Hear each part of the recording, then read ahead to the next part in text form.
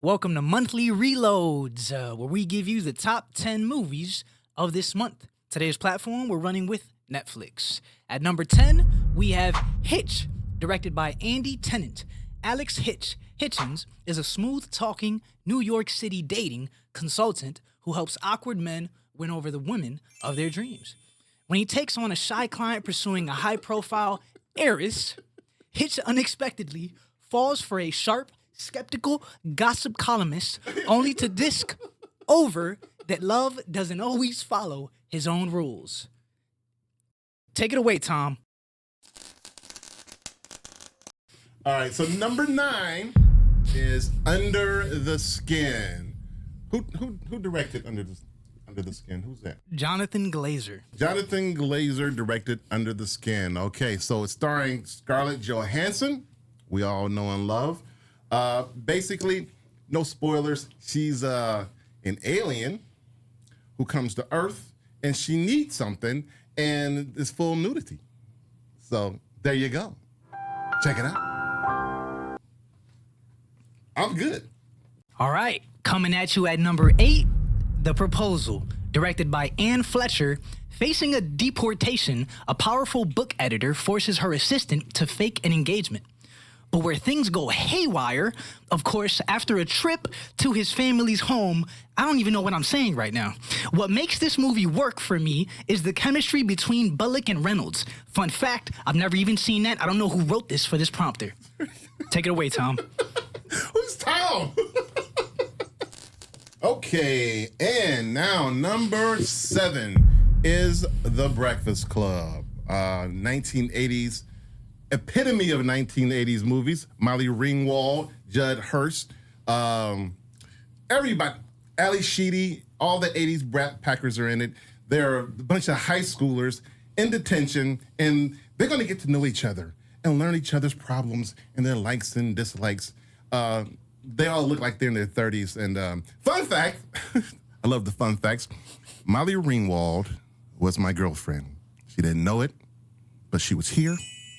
She was here, and yeah, she was all up in here. Number 6, Pretty Woman, directed by Gary Marshall. A wealthy businessman hires a spirited Hollywood Boulevard escort to accompany him to social and business events for a week. But what begins as a simple business arrangement slowly turns into an unexpected romance. As their worlds collide, both must confront class differences, personal growth, and what it truly means to fall in love. Aww. Tom? Thomas? Yes, Bob. Take it away. All right, now what number are we on? Number 5. Number 5. Uno. I don't know French. Well, how do you say 5 in Spanish? Cinco? Cinco. Okay, number 5 is Meet the Parents, starring Ben Stiller and Robert De Niro. And got to tell you, one of my favorite movies of its time. Netflix will be dumping all 3 movies on its platform. That's Meet the Parents, that's Meet the Fockers with Streisand and Hoffman. They added a little bit of quirkiness to the whole cast. And the 3rd installment, my least favorite, is Little Fockers. Fun fact, Ariana Grande will be starring in the next installment, I believe, called, did you hear about this? It's called Focker-in-Law. Okay. Focker-in-Law. So if you guys are Ariana Grande fans, you got something to look forward to. You have something to look forward to. I mumbled that. What do you think about that? Her Ariana Grande is actually one of my favorite actresses. Not so much her singing. She's a good singer, but when she's on SNL, yeah, she's dope. She's hilarious. If you guys get a chance to watch her on SNL, she is very, very funny. Fun fact. Fun fact. The song Dandelion, I just got put onto, as the kids say. That is my bop, as the kids say. I'll put Tom on after this show. That's your bop? What does bop mean? It means banger. It's a banger? Like that's what the kids say. Kids say, hoochie coochie. But the kids say hoochie coochie back in the day. That's the music that the parents can't, when you go up in the attic, you turn it down real low, and you close the door, and you do the hoochie coochie. I was born in the 60s. So, back to you, Tom. And which number are we on now?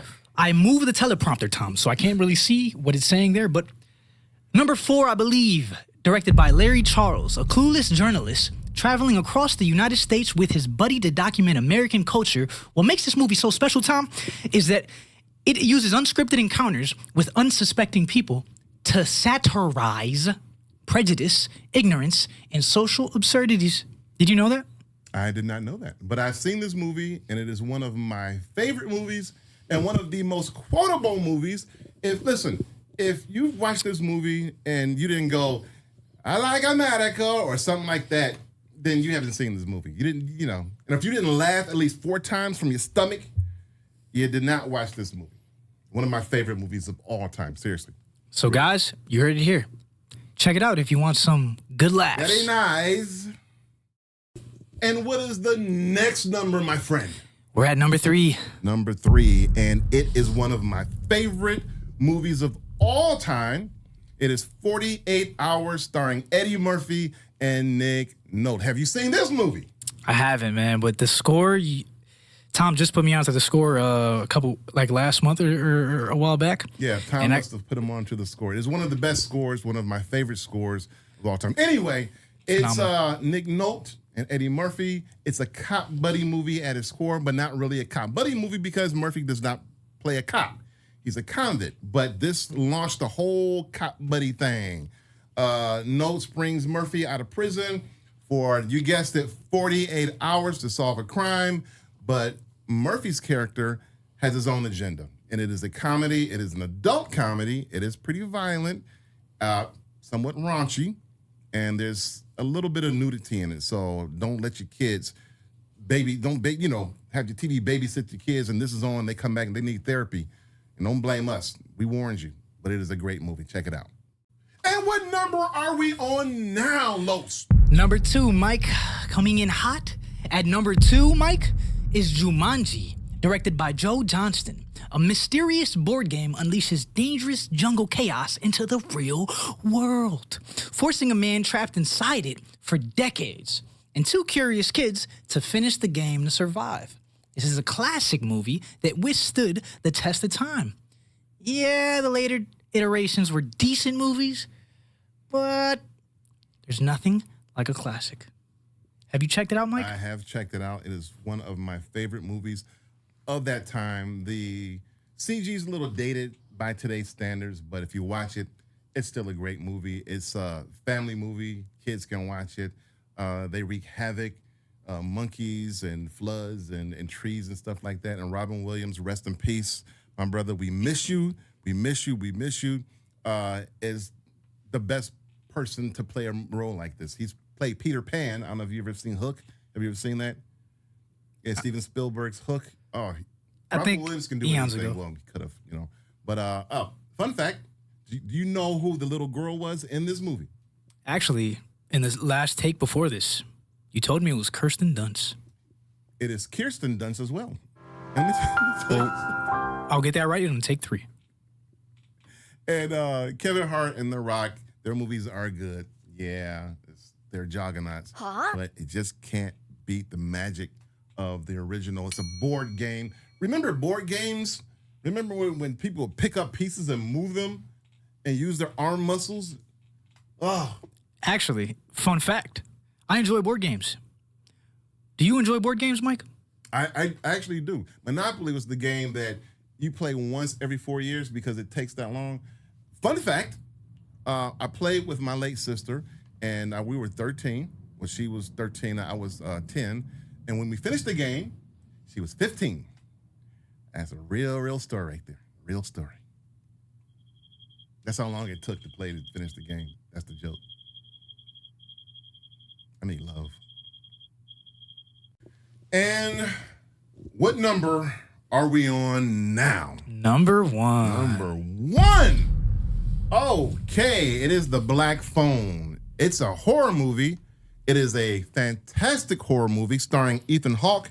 A kid gets kidnapped, and while kidnapped, he discovers a phone on a wall, a black phone, that is disconnected from the rest of the world, but he can speak to victims of the killers from the afterlife.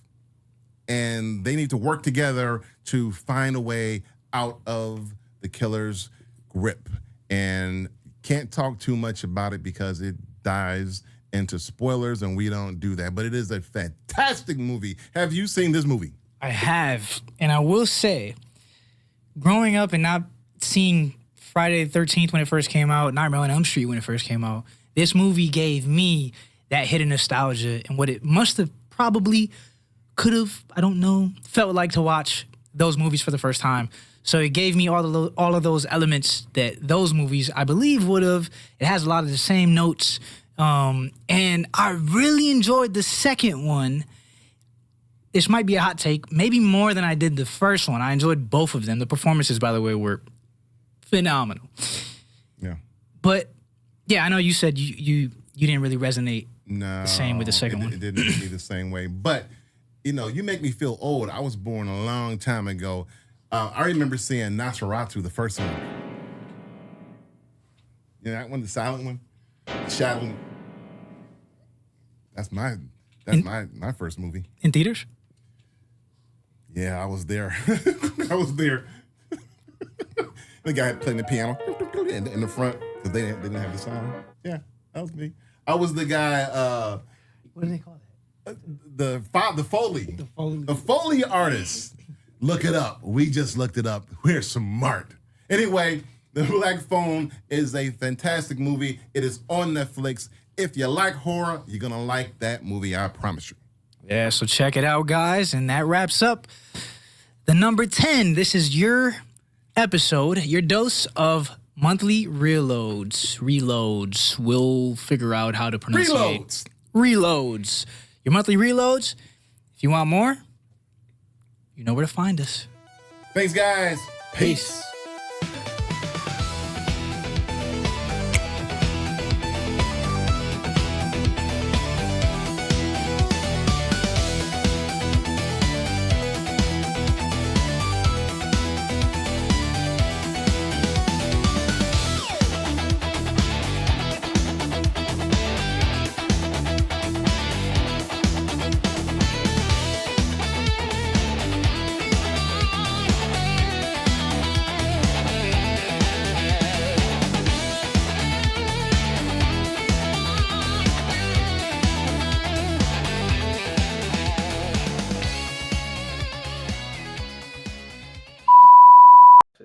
All right, you tell me what this looks like. Am I getting up? No, just sit. Welcome back, monthly reloads. Today we're gonna go over the top 10 movies on Paramount, and as you see, we have blah blah blah, blah blah blah blah blah blah blah. Blackity snuggly. Sabada blah da da. Hippity hoo. Take it away. All right, first up. What are we doing, Netflix? Paramount. We're doing Paramount first? I don't know. Just for this video right now. Oh, okay, Paramount. All right, so for our number one pick, first up is Borat. The crickets. Should be hilarious.